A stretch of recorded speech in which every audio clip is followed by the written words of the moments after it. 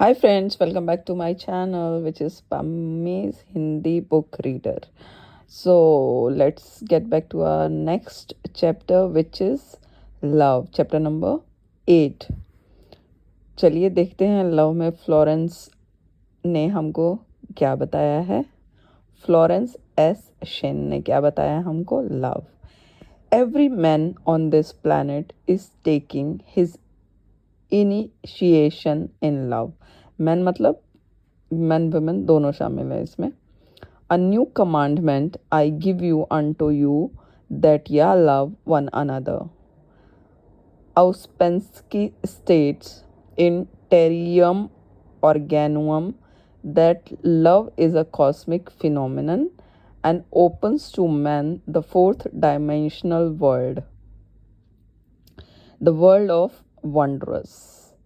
ये वही बाइबल का कोई कोट है और इसमें ये लिखा है कि लव जो है वो फोर्थ डायमेंशनल वर्ल्ड ओपन करता है. द जो एक वर्ल्ड है वंडरस का. Let's find out. Real love is selfless and free from fear. It pores itself out upon the object of its affection without demanding any return.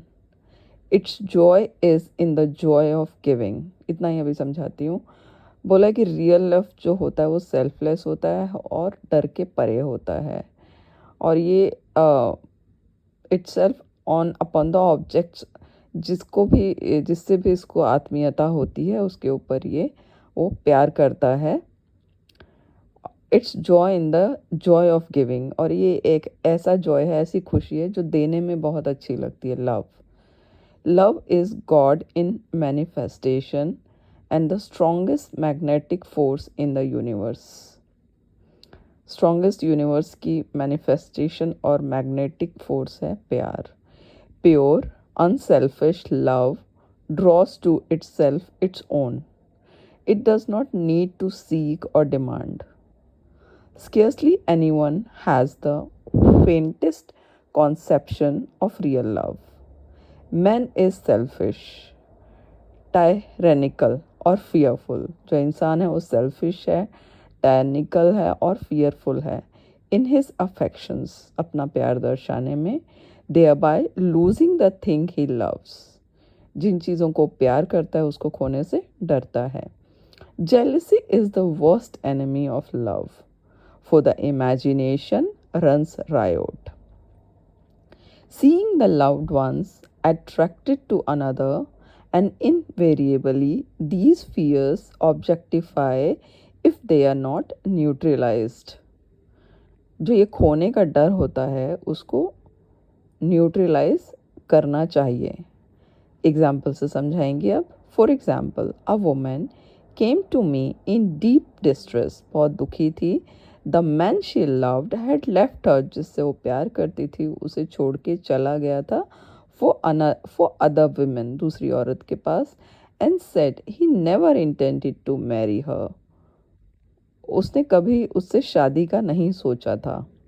She was torn with jealousy and resentment and said she hoped he would suffer as he had made her suffer.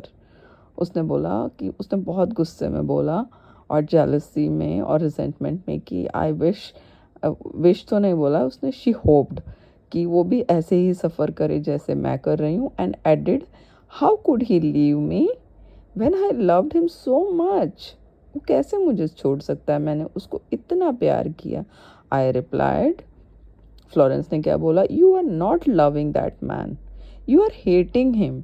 And added, you can never receive what you have never given. Give a perfect love and you will receive a perfect love. आप perfect love दो और आपको perfect love मिलेगा. Perfect yourself on this man. Give him a perfect unselfish love, demanding nothing in return. Do not criticize or condemn, and bless him whatever he is, wherever he is. उसने बोला कि तुम ऐसा उसके साथ मत बोलो कुछ भी गंदा. उसको क्रिटिसाइज भी मत करो, कॉन्डेम भी मत करो, उसको ब्लेस करो वो जहाँ कहीं भी है. She replied, no, I won't bless him unless I know where he is, मैं तब तक ब्लेस नहीं करूँगी जब तक मुझे नहीं पता होगा वो कहाँ है। Well I said that is not real love, उसने कहा ये कोई सच्चा प्यार नहीं है फिर।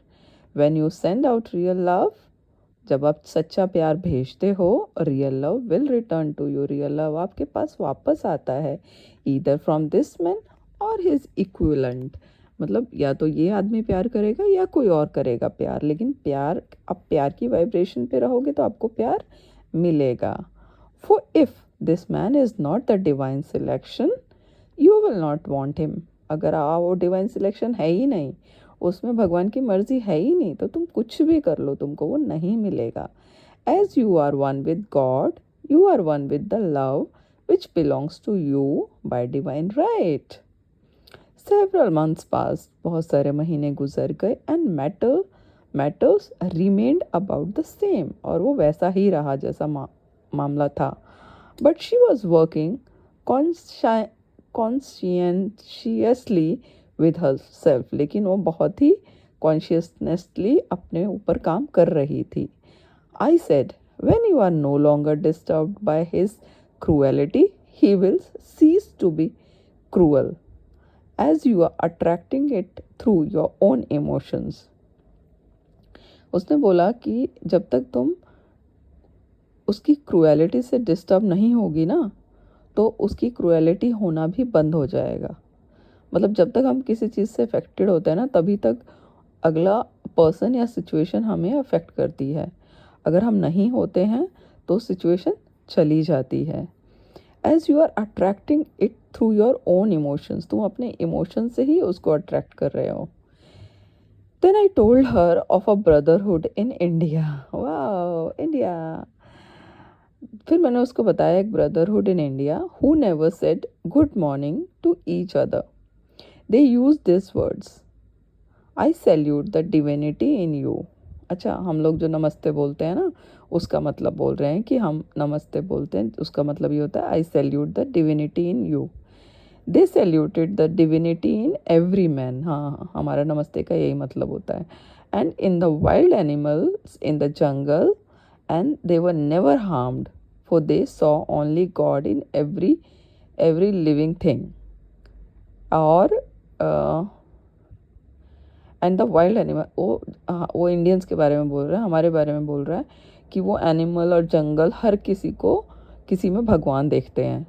They saw only God in every living thing, हमारे बारे में बात हो रही है। I am feeling so happy. I said salute the divinity in this man, उसने बोला कि उस इंसान में भी भगवान का ही अंश है, तो तुम उसको सैल्यूट करो ना।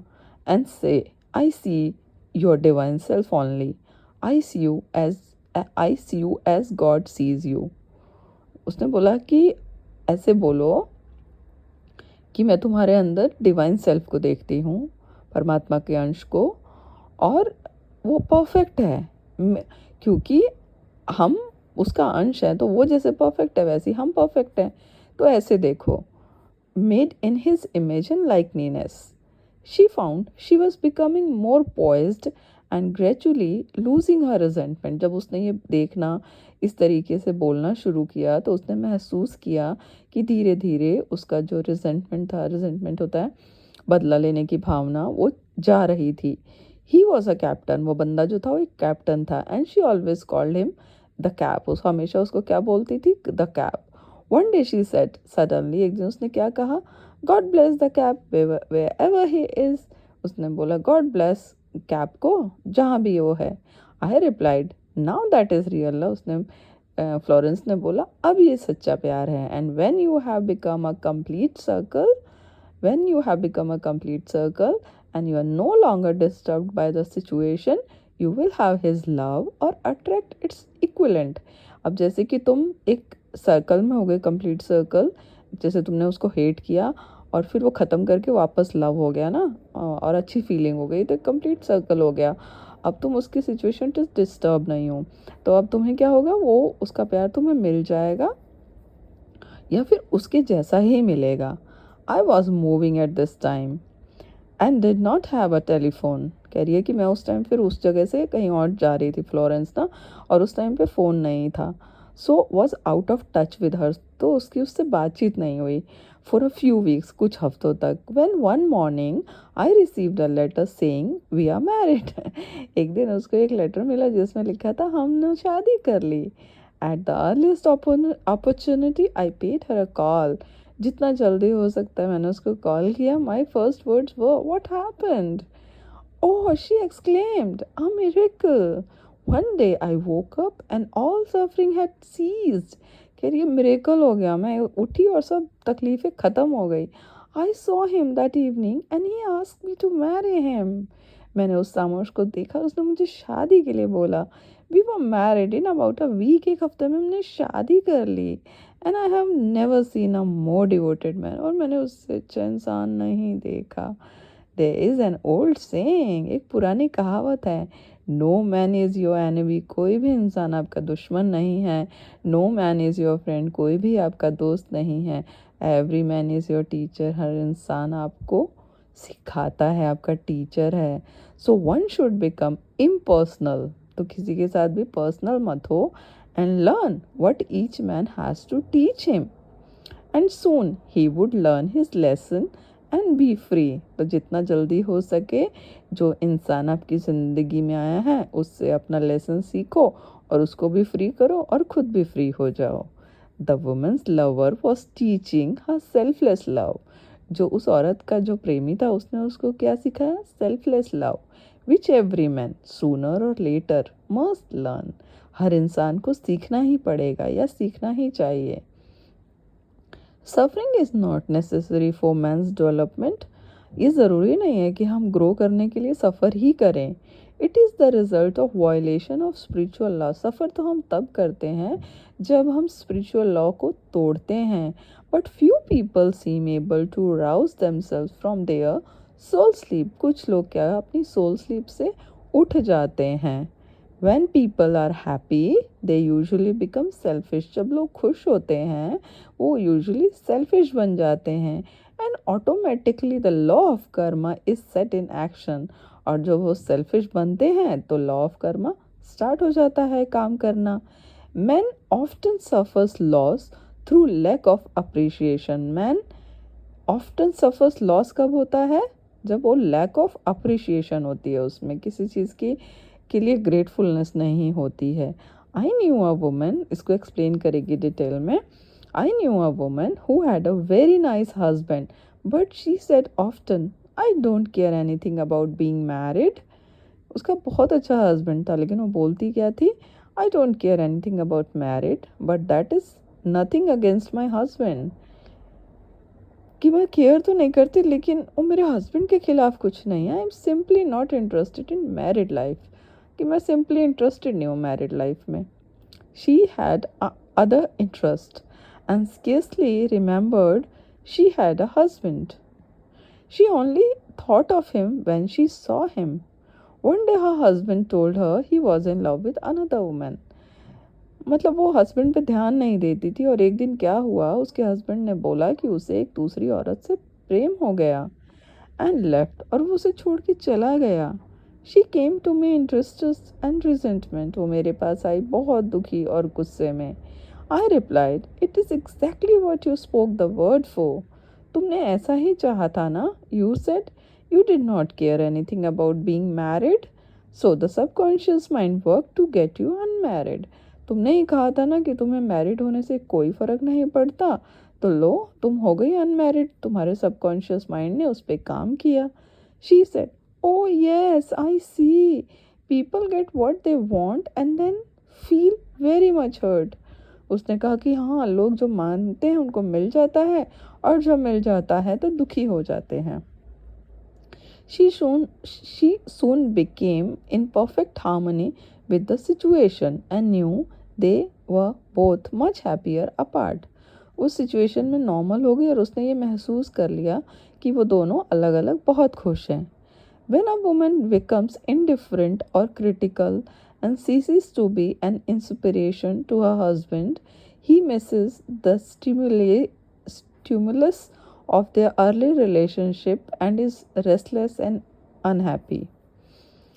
एक औरत जब indifferent होती है और critical होती है और एक अपने हस्बैंड के इंस्पिरेशन नहीं होती है तो हस्बैंड मिस करता है जो अर्ली रिलेशनशिप में उनके प्यार होता है, और वो हस्बैंड बहुत ही रेस्टलेस और अनहैप्पी फील करता है। उसको एक्सप्लेन करेंगे वो ऐसा क्यों बोल रही हैं। A man came to me dejected miserable and poor. एक आदमी आया मेरे पास जो कि बहुत डिजेक्टेड फील कर रहा था, मिजरेबल था और पुअर भी था। His wife was interested in the science of number and had him read. It seems the report was not very favorable, for he said, "My wife says I will never amount to anything because I am a two." अच्छा, उसकी wife जो number of science होते हैं ना, जैसे कि इस number वाले का ये होगा, इस नंबर वाले का ये होगा, 9 नंबर वाला लाइफ में ग्रो करेगा, 2 वाला पीछे रह जाएगा, तो उसकी वाइफ ये सब बहुत ज़्यादा फॉलो करती थी। तो इसलिए वो आदमी बहुत दुखी था और इसके पास आया, और उसने बोला, मेरी वाइफ ने बोला कि I will never amount to anything, मैं कुछ नहीं कर पाऊंगा क्योंकि मैं नंबर 2 हूँ। I replied, I don't care what your number is. You are a perfect idea in divine mind, and we will demand the success and prosperity which are already planned for you by that infinite intelligence.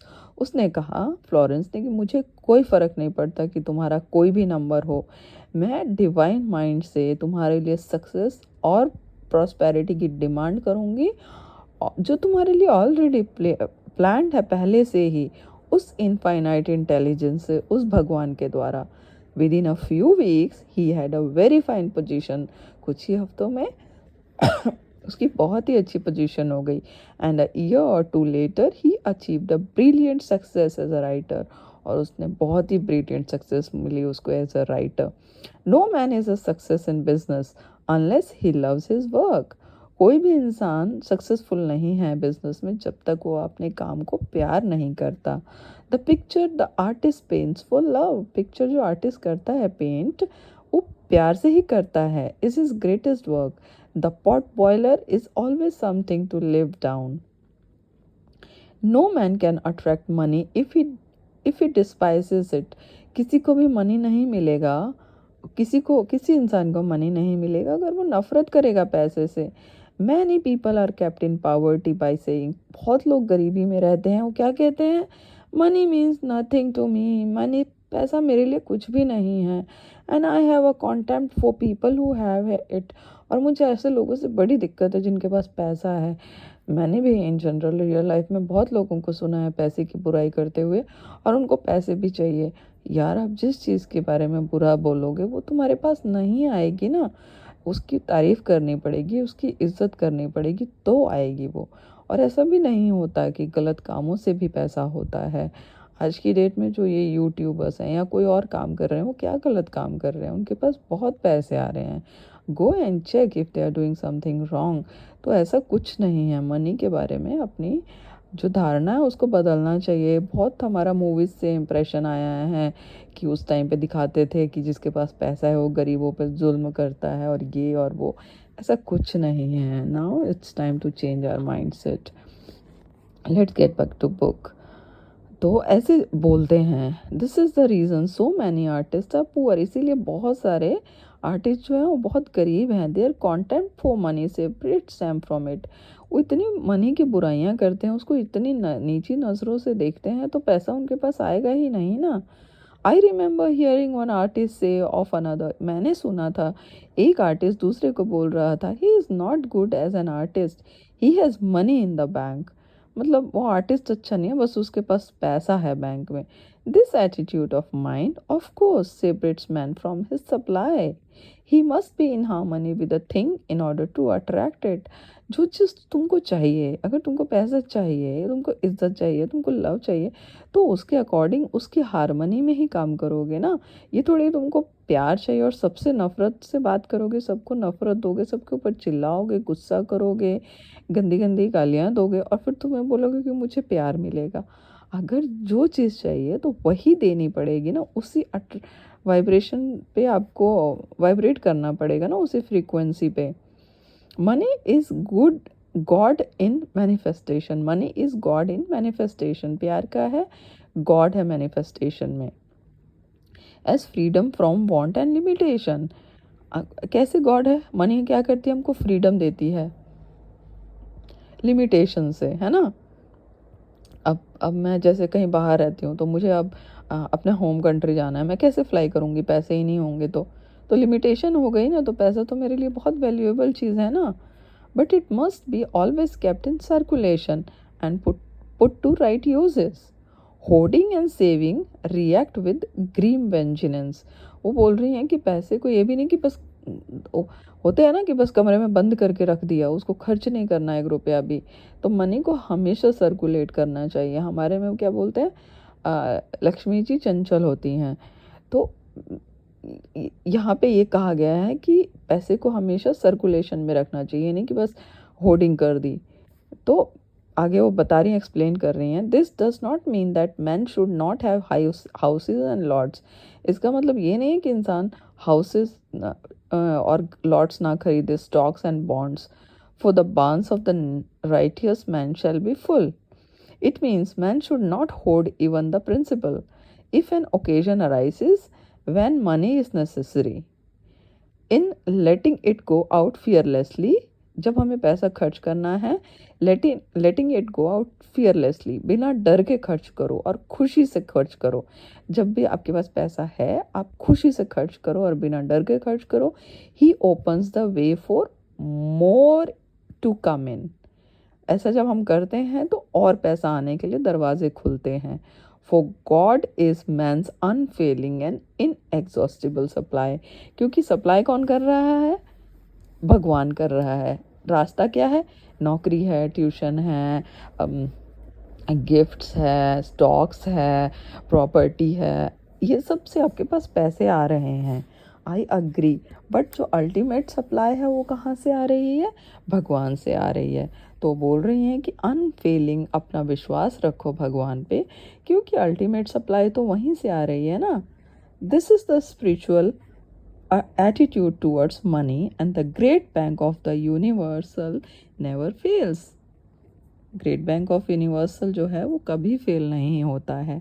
We see an example of hoarding in the film production of greed. अच्छा, the women won $5,000 in a lottery, ठीक है, but would not spend it, लेकिन खर्च नहीं करती है औरत जो जीतती है lottery. She hoarded and saved, वो बचा के रखती है। Let her husband suffer and starve, अपने हस्बैंड पे भी खर्चा नहीं करते, उसको सफ़र और स्टाव करने देती है। And eventually she scrubbed floors for a living, और वो क्या करती है, मतलब झाड़ू पोछा करके अपना ज़िंदगी निकालती है। She love the money it self and put it above everything, वो पैसे को इतना प्यार करती है कि सबसे ऊपर रखती है। And one night she was murdered, एक रात को क्या हुआ, उसका मर्डर्ड हो गया। And the money taken from her, और पैसा उससे ले लिया गया, चोर ने ले लिया। This is an example of where love of money is the root of all evil.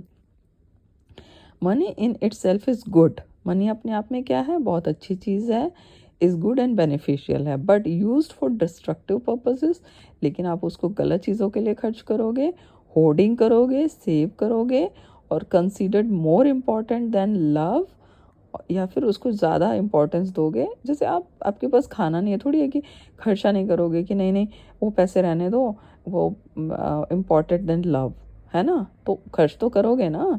Bring disease and disaster, ऐसी सोच क्या लाती है, डिसीज़ लाती है, बीमारियां और डिज़ास्टर लाती है लाइफ में। And the loss of the money itself, और पैसा भी चला जाता है। Follow the path of love and all things are added. For God is love and God is supply, God ही प्यार है, गॉड ही हमारी सप्लाई है। Follow the path of selfishness, okay, and greed, greed का रास्ता मत अपनाओ। एंड द सप्लाई वैनिशेस, ऐसा करते हो ना, अगर आप सेल्फिशनेस एंड ग्रीड में जाते हो तो सप्लाई वैनिशेस हो जाती है, और man is separated from him.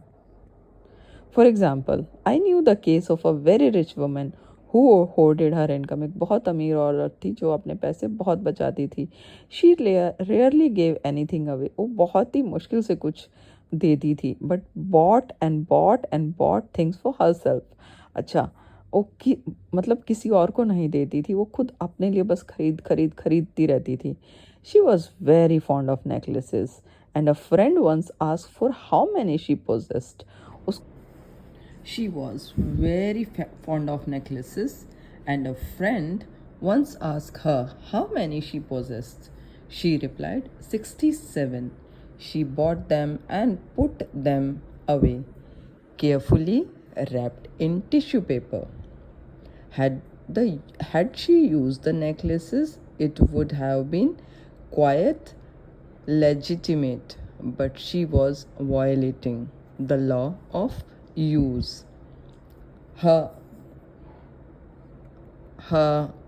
clothes were filled with clothes.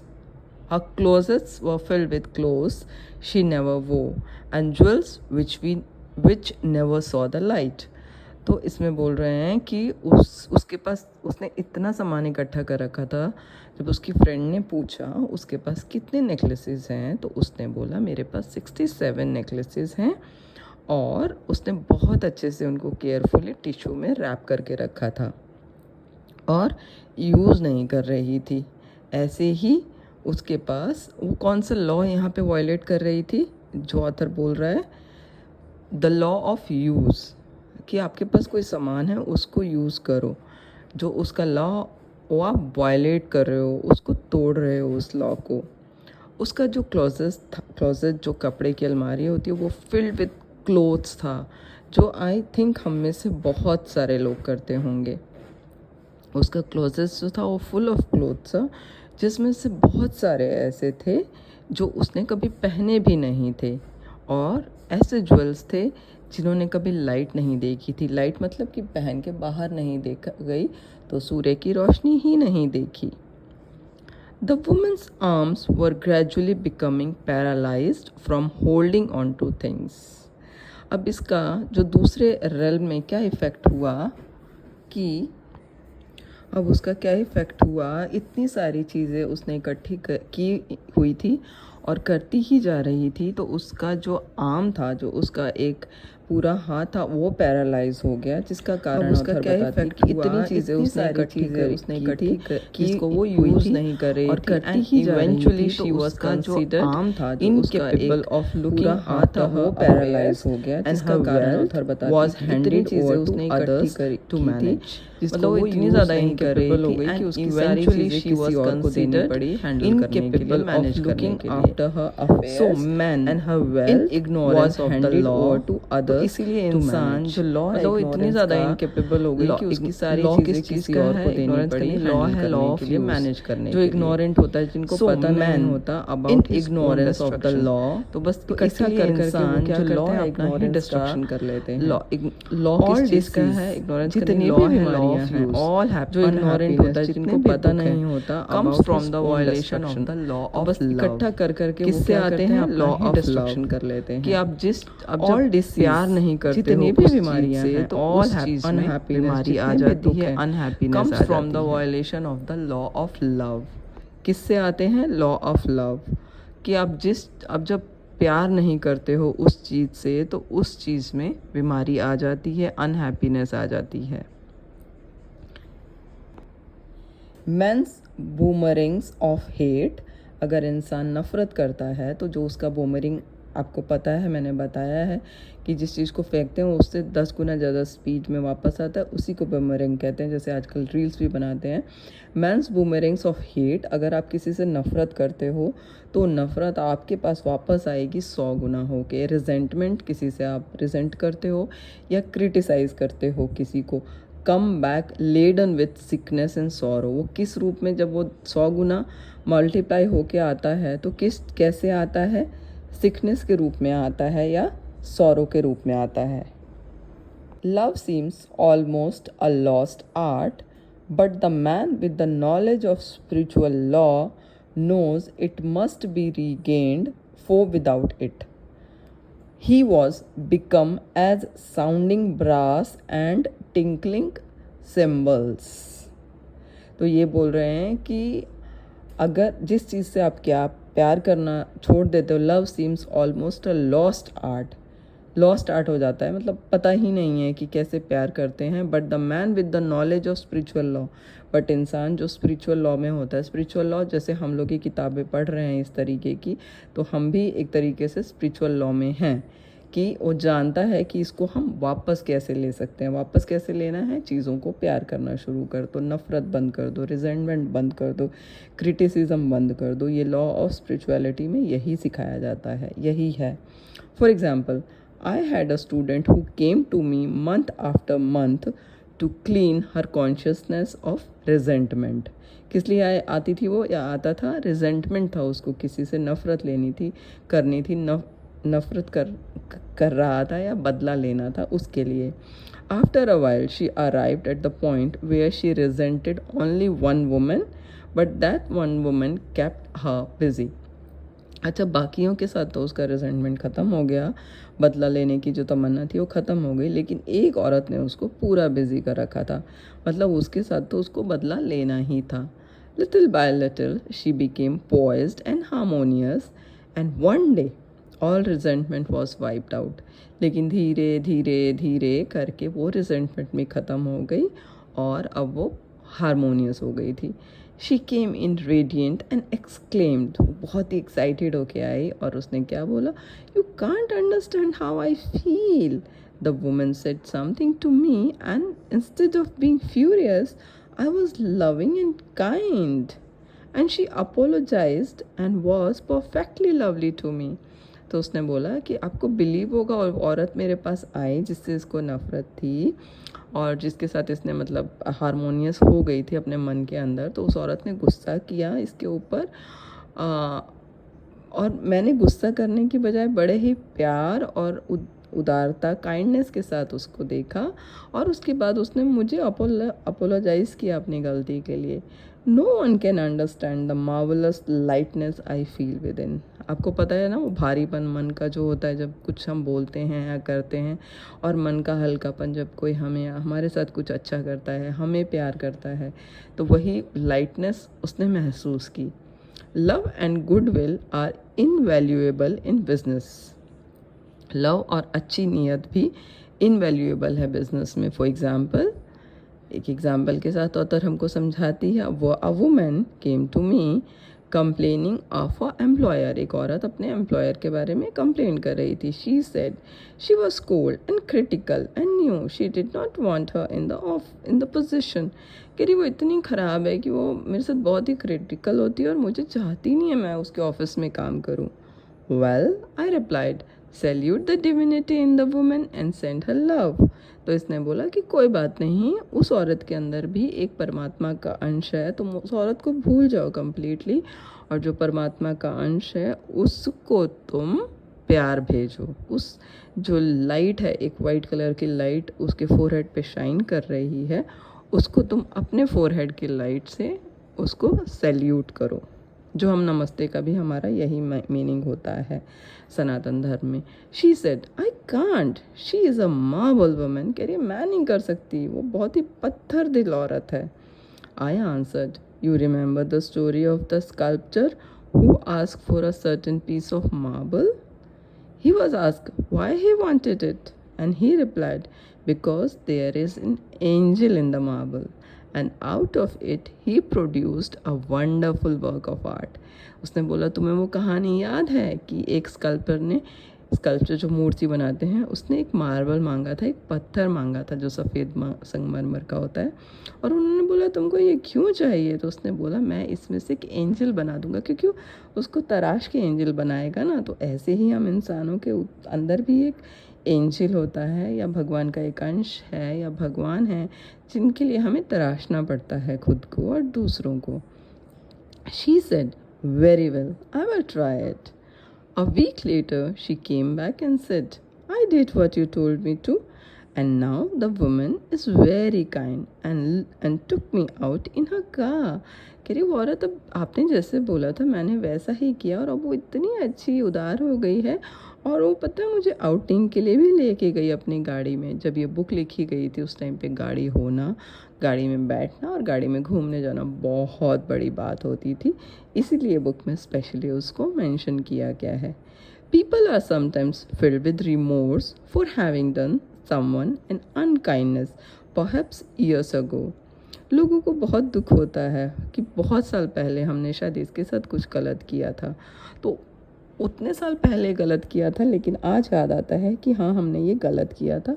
और ऑफ कोर्स ये सबके साथ होता है, ये मेरे साथ भी होता है। और मैं उस बंदे या बंदी से जाके तो माफ़ी नहीं मांग सकती, तो अपने मन में माफ़ी मांग लेती हूँ, जो कि आप लोग भी कर सकते हो। और आई थिंक ये माफ़ी उस बंदे या बंदी के दिल तक पहुंचती है। बंदा बंदी मतलब आपके भाई बहन, माँ बाप, मामा चाचा ताऊ फ्रेंड्स, कोई भी हो सकता है।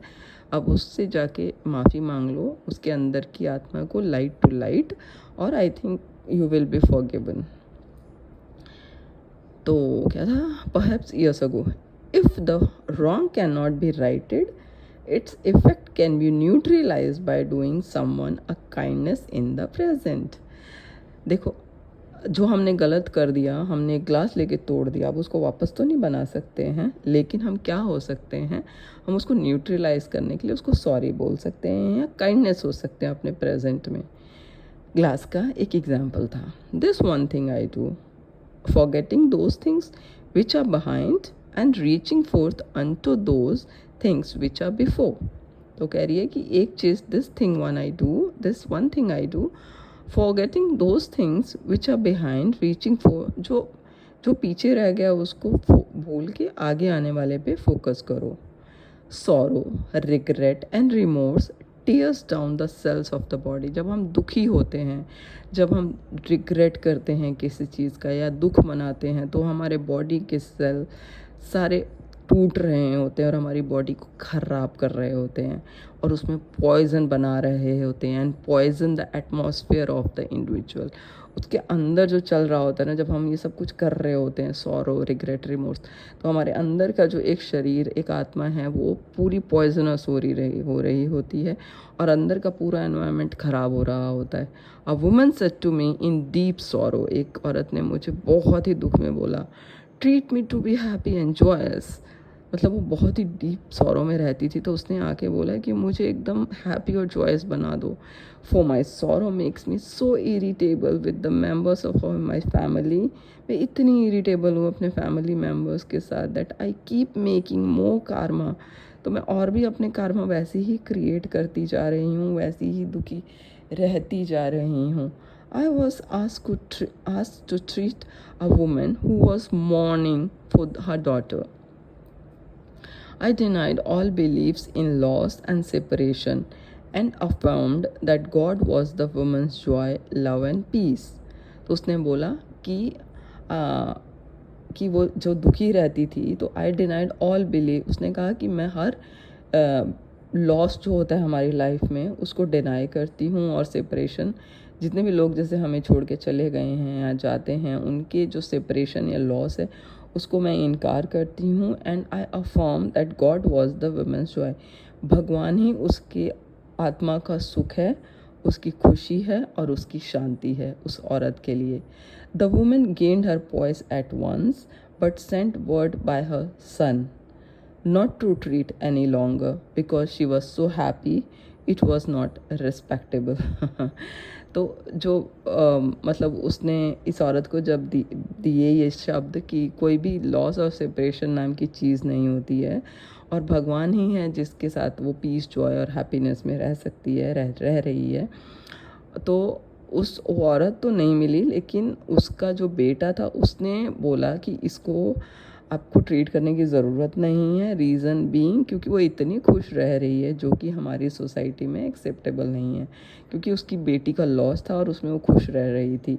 तो जो हमारी सोसाइटी में नहीं होता है, हमारी सोसाइटी एक्सपेक्ट करती है कि आप जब ऐसा कुछ मॉर्निंग होता है तो आप दुखी रहो, बहुत उदास रहो, लेकिन जब वो ऐसा करती थी तो बहुत इरिटेट रहती थी। तो उसने बोला ये हमारी सोसाइटी में एक्सेप्टेबल नहीं है, रिस्पेक्टेबल नहीं है। So normal mind loves to hang out to its grief and regrets. जो नॉर्मल माइंड होते हैं वो क्या करते हैं कि बस दुख में जियो और रिग्रेट्स में जियो। I knew a woman who went about bragging of her troubles, so of course she always had something to brag about। अच्छा, कुछ लोग होते हैं, आपने सुना होगा कि अरे नहीं यार ये तो बेकार हो गया, ऐसे चल रहा है। उनसे आप कभी भी बात करो, वो कभी कोई अच्छी बात नहीं करेंगे, हमेशा अपने दुखों की, और वो इतने प्राउडली बता रहे होते हैं कि अरे मेरी लाइफ में तो बस दुख ही दुख है, तकलीफ़ है, कुछ अच्छा नहीं चल रहा है। वो बहुत ब्रैग करते हैं इस चीज़ को ना। The old idea was if a woman did not worry about her children, she was not a good mother. तो पुराने ज़माने में क्या होता था कि कोई माँ अगर अपने बच्चे के लिए वो चिंता में नहीं है तो इसका मतलब ये माना जाता था कि वो बिल्कुल भी एक अच्छी औरत नहीं है. Now we know that mother fear is responsible for many of the diseases and accidents which came into the lives of the children. आज की डेट में हमको पता है कि बहुत सारे जो एक्सीडेंट्स होते हैं या डिसीज़ेज़ होती हैं जो माएँ होती हैं जो बहुत ज़्यादा चिंता करती हैं उसकी वजह से होती हैं. For fear pictures vividly the disease or situation feared and these pictures objectify if not neutralized. तो जब हम किसी के बारे में चिंता करते हैं या किसी के बारे में हम उसको डिसीज़ सोचते हैं तो ऑफ कोर्स वो चीज़ें ही ऑब्जेक्टिफाई हो रही होती हैं हमारी लाइफ में. तो जब भी हम कोई कुछ भी जैसे थॉट सोचेंगे डिसीज़ का या फिर फियर का तो एक्चुअली हम उसकी एक इमेज बनाते हैं और वही इमेज जो होती है वही प्रैक्टिकलिटी में आती है. And these pictures objectify if not neutralize. और यही जो पिक्चर्स होती हैं ना वो बहुत बड़ी बड़ी बनती जाती हैं अगर हम उसको न्यूट्रलाइज ना करें. न्यूट्रलाइज का मतलब उसको ख़त्म ना करें कि नहीं ऐसा कुछ नहीं है. Happy is the mother who can say sincerely that she puts her child in God's hand and knows therefore that he is divinely protected. तो ये बोलते हैं कि वो उस माँ को ही खुश माना जाएगा जो कि सिंसियरली बोल सकती है कि मेरा बच्चा जो है वो भगवान के हाथों में है एंड नोज़ कि मेरा बच्चा भगवान के हाथ में है तो वो डिवाइनली प्रोटेक्टेड है. तो हमें इंस्टेड ऑफ चिंता और टेंशन करने की बजाय अपने बच्चों की हमें ये बोलना चाहिए कि हमारा जो बच्चा है वो डिवाइनली प्रोटेक्टेड है और भगवान के हाथ में है और भगवान उसका हमेशा ध्यान रखता है. तो टेंशन या चिंता नहीं करनी चाहिए. For example a woman अवोक suddenly in the night, feeling her brother was in great danger.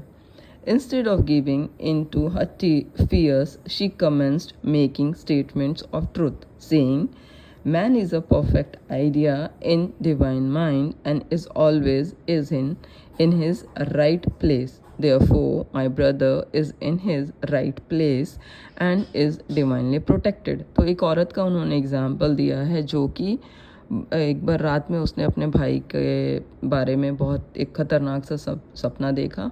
Of course कुछ बुरा सपना देखा होगा लेकिन इंस्टेड ऑफ कि अरे बाप रे ये क्या हो गया ऐसे उसने टेंशन क्रिएट करने की बजाय उसने बोला कि जो इंसान है वो perfect divine mind perfect idea है इन डिवाइन माइंड और हमेशा राइट प्लेस पे है. इसीलिए मेरा भाई सही जगह पे है और डिवाइनली भगवान की छाया उसके ऊपर है जो कि उसको पूरी तरीके से प्रोटेक्ट कर रही है. उसने ये वाला थॉट अपने दिमाग में दिया. The next day she found that her brother had been in close proximity to an explosion in a mine but had miraculously escaped. अगले दिन उसको क्या सुबह पता चला कि उसका भाई जो था वो बहुत ही जहाँ पे एक्सप्लोजन हुआ माइन में उसके बिल्कुल पास था लेकिन पता नहीं कैसे मिराकुलसली एस्केप हो गया. तो इसको इससे रिलेट किया गया है कि उसने जो प्रार्थना की थी उस टाइम पे उसने वर्क किया उसके भाई की प्रोटेक्शन में. So man in his brother's keeper in thought, and every man should know that the thing he loves dwells in the secret place of the Most High and abides under the shadow of the Almighty. Under the shadow मतलब कोई भी situation को आप shadow of the Almighty के shadow में रख दो मतलब डिवाइनली प्रोटेक्ट कर दो उसको. There shall no evil befall thee, neither shall any plague come nigh thy dwelling. ये भी बाइबल का ही वो हाइम है. तो उसमें ये है कि आप गॉड की प्रोटेक्शन में रख दो और वहीं से वो प्रोटेक्टेड रहेगा. उसके पास कोई भी बुरी चीज़ प्लेग या किसी तरीके की कोई भी चीज़ उसके आसपास फटकेगी भी नहीं. Perfect love causes are fear, हम जब किसी से बहुत प्यार करते हैं तो उसके साथ डर भी उत्पन्न हो जाता है. He that feareth is not made perfect in love. Love is the fulfilling of the law. तो प्यार वही है उस लॉ को फुलफिलिंग करना. मतलब कि आप प्यार में चिंता मत क्रिएट करो. प्यार में ये होता है कि आप उस भगवान के प्रति अपना प्यार जाहिर करो कि हाँ मैं आपको इतना प्यार करती हूँ डिवाइन लाइट, कि उस प्यार के भरोसे पे मुझे इतना भरोसा है कि आप ये वाली मेरी सिचुएशन को हमेशा अच्छा रखोगे और प्रोटेक्टेड करोगे. तो you love that power, the God, the divine light, कि मुझे आप पे पूरा भरोसा है, मैं आपको पूरा प्यार करती हूँ और आप मेरी हर सिचुएशन को पूरी तरह से प्रोटेक्टेड और डिविनिटी वाली लाइट में रखो कि मेरी लाइफ बहुत अच्छे से स्मूथली चले. तो you need to pray through that, or you need to love that idea. So that was the end of the chapter 8, which was love. Very interesting chapter. I thoroughly enjoyed it and I hope you also enjoyed it. तो chapter 8 का मैं and करती हूँ. I hope you enjoyed my reading और मेरा थोड़ा सा अपना ज्ञान. तो अभी उसके लिए बाय बाय, टेक केयर.